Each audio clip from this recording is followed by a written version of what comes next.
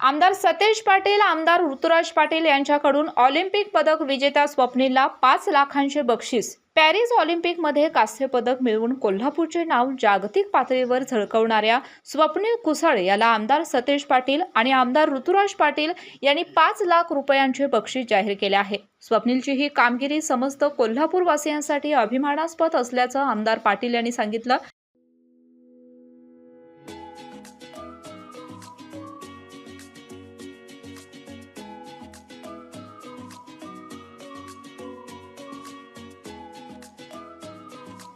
पॅरिसमध्ये सुरू असलेल्या ऑलिम्पिक स्पर्धेत स्वप्नील कुसाळे याने 50 मीटर एअर रायफल 3 पोझिशन या प्रकारात तृतीय स्थान मिळवत कांस्य पदक जिंकले आहे। स्वप्नीलने मिळवलेल्या या यशामुळे कोल्हापूरच्या क्रीडा नगरीचा नावलौकिक अधिकच ठळक झालाय।